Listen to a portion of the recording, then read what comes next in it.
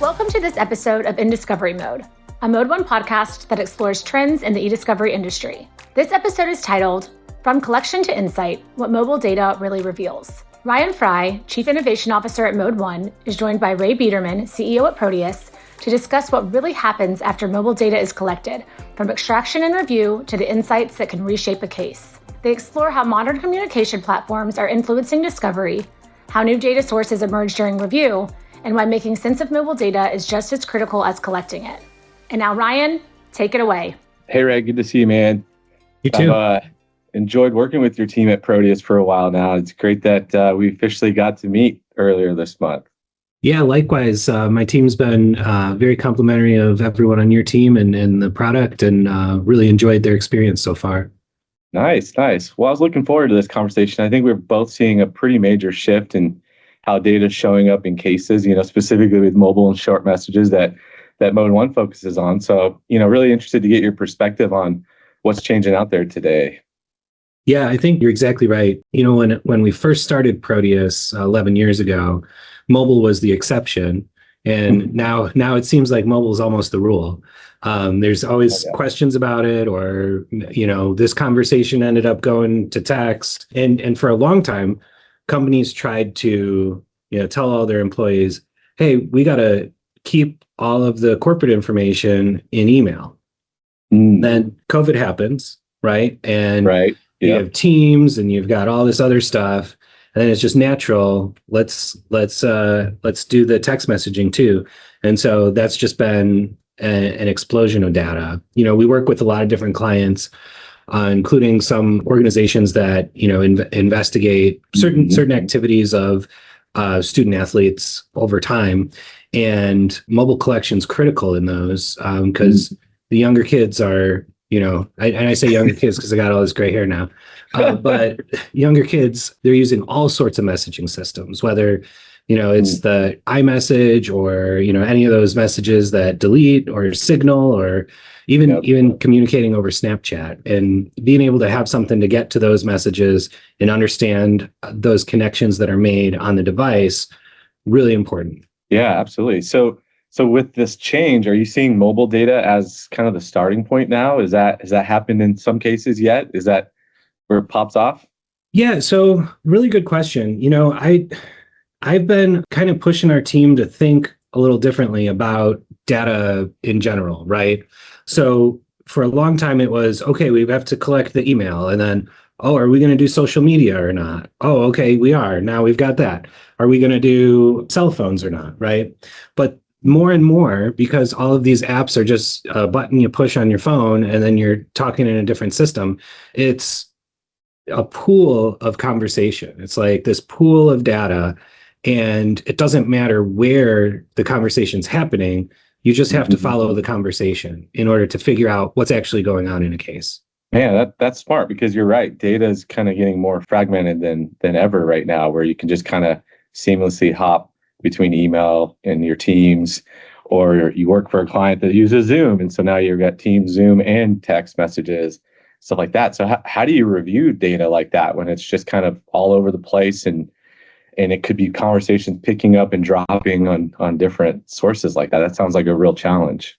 It is a real challenge, and you've got to kind of keep your head on a swivel a little bit as part of the review team, and understand that when you're reviewing someone's email, you're not just reviewing their email, you're keeping an eye out for when that conversation transfers somewhere else. And so that's why the pool idea of all of the communication styles, I hope, gains traction, because in addition to owning Proteus, I'm also a commercial litigator. And so all the time we have to negotiate these protocols. And what happens is the protocols just get longer and longer and longer. Last one I did was 26 pages. And, oh, no. And it's like every contingency that could be possible, and then you miss one, you got to come back and redo half of it, right? And so it's not feasible. And then there's certain ethical duties on us as practicing attorneys that we have to stay informed about all the different communication styles. And so, there are certain states, I think Colorado is one of them, that has a comment to their professional rules about, staying up to date on technology, and in particular, emerging communication technologies. So us partnering with, companies like yours helps us kind of stay ahead of the curve on some of that stuff. And then also when we bring on our reviewers in review projects, making sure that we have that discussion, that these conversations, they're not siloed.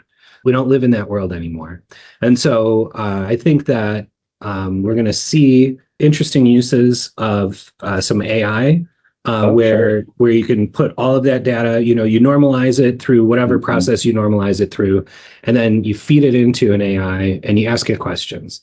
And obviously it's not perfect because nothing is, but it certainly helps to guide maybe where we're going to look at in review, or what types of sources might be missing, or what additional custodians we may need to talk to because they show up in the conversations more than you anticipated. Yeah, it's kind of interesting. I know there's been the use of the analytics, in the past to help catch that stuff with emails. But, now if you have just a first name or just a last name reference, or a nickname referenced in a chat, right, for good or bad, that could be really interesting use cases for AI, to pick up, oh, well, that's how he's saved in his contacts. So we know that's actually this person because of the phone number. So that's a really cool concept. Going back to the protocols that you kind of help draft for your clients, I used to see all the time where sources or data types were negotiated away from. Is that becoming kind of the opposite or inverse now, where it's like attorneys are more knowledgeable, so now they're saying we need to consider WhatsApp and Snapchat data in certain cases and stuff like that? Are you seeing a trend in either direction anymore? Yeah, so it's interesting because we're at a point where every time you add a new source or a new custodian, you're just increasing cost, right? Yeah. And so these cases, $100,000 case is going to be worth $100,000 whether you collect 25 sources or you collect 5 sources. And so that communication between counsel and just coming up with agreements of what's in play and what's not in play, but reserving rights to ask about it later if you get into the email and it says, hey, this is getting a little spicy. Let's bring it over to Signal, right? So. Yep. So you gotta keep, I tell everybody you gotta keep your head on a swivel on some of this stuff because you never know, like, when something's gonna jump to another platform and then you got to start asking about it. Yeah. So what do you guys do when you come across the source kind of mid-review, or you're like, do we need to go back and negotiate it? Do we need to go back to our client and collect more data? Have you guys figured out any good workflows there? Yeah, so we'll have a pretty extensive custodian interview in the beginning. I think that those have been around for a very long time. There's the data collection reason to have that custodian interview, but also we have to learn about the case. We have to understand what's going on. And so those custodian interviews aren't going away. If during the course of collection we find another data source or something like that, which you always do, it's our ethical responsibility to have those conversations and to understand what's there and what's not there, and at least make sure it's preserved. So just making sure that you keep it preserved and have a discussion with opposing counsel about it.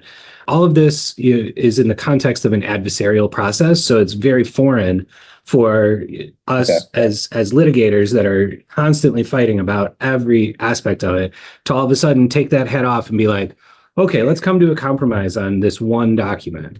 And so it's it's one of those things where you just have to you kind of have to go with the flow a little bit and understand that there are going to be changes, and hopefully your protocol is flexible enough where you can make those changes or reserve those rights.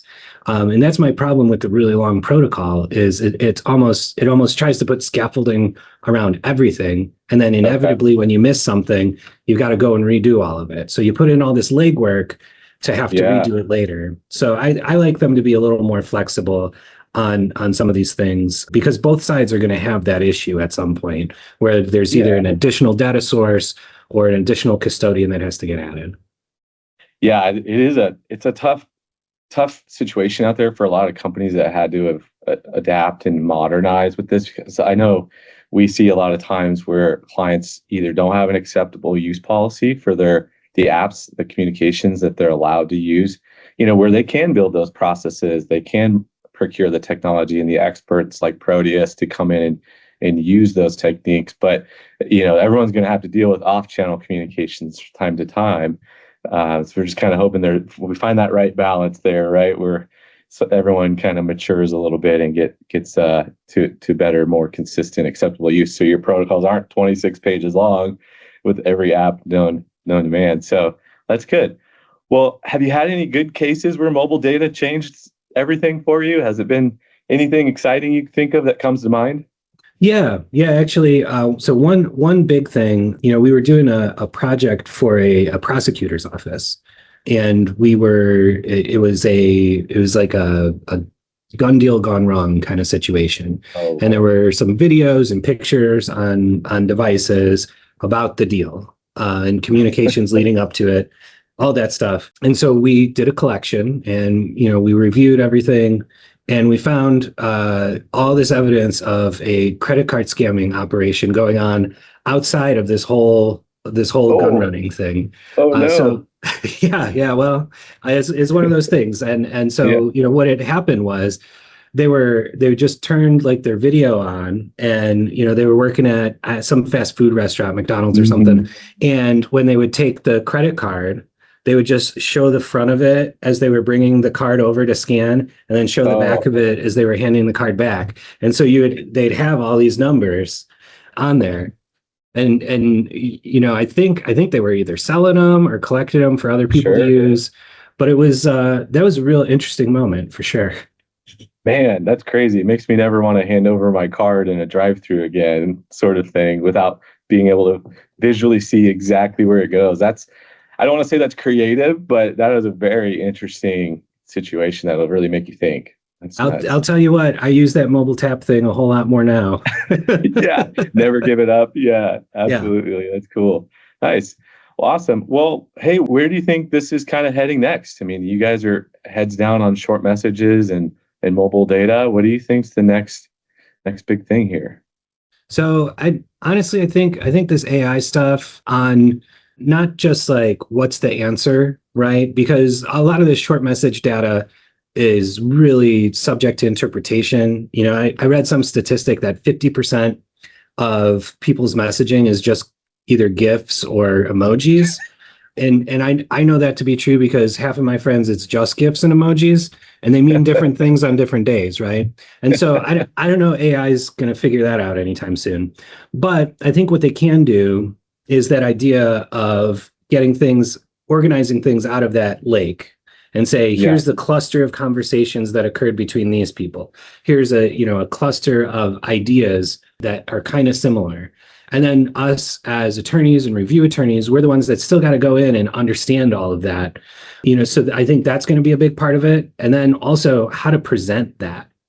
Right. So we've talked a lot about collecting it and reviewing it and understanding the case, but how do you create a cohesive strategy to present that to a jury or to a judge later?